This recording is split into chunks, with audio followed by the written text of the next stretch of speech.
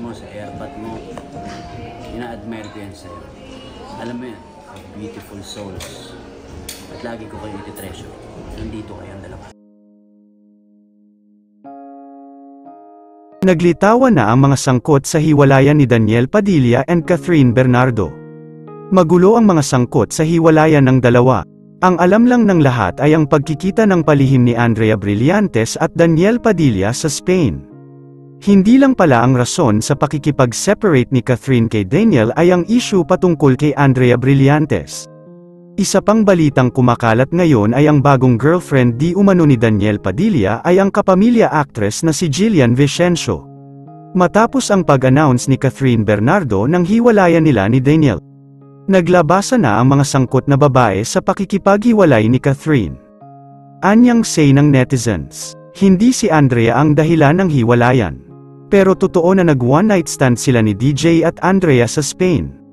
Ang dahilan kung bakit naghiwalay sila ay yung hairstylist ni Kylie Versosa. Magkasama sila ng Kathniel at sa Too Good to Be True na teleserye.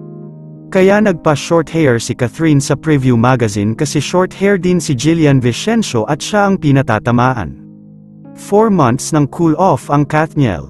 At matagal nang niloloko ni DJ si Kath. Ang nagsumbong kay Kath ay si So Ramirez. So dahil pala kay Jillian Vicencio ay nagpa-short hair si Catherine upang asarin silang dalawa ni Daniel Padilla. Ang pinakadahilan raw sa hiwalayan ng dalawa ay si Jillian Vicencio. Binomba naman ng netizens ang Instagram account ni Jillian at sinabi true ba raw ang balita na siya ang bagong girlfriend ni Daniel Padilla. 4 months na palang break ang Kathniel. Nahal ata na rin ito ng ilang fans ng dalawa dahil bihira na silang nagsasama.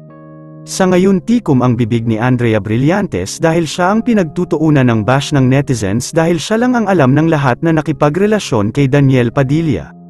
Ngayon na crowd control na ang pangbabash kay Andrea at nalinawan ang lahat na si Jillian Vicencio ang napapabalitang bagong girlfriend ni Daniel Padilla ngayon.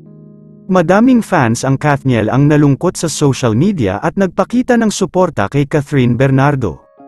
Malungkot man isipin na nakipaglaban pa si Catherine Bernardo upang maiayos ang kanilang relasyon ni Daniel ngunit hindi enough ang lahat ng ito at sumuko na ang actress. Yun lamang po, ano ang masasabi mo sa balitang ito, comment mo sa ibaba. Huwag kakalimutan i-like ang video na ito. Maraming salamat po sa panunood.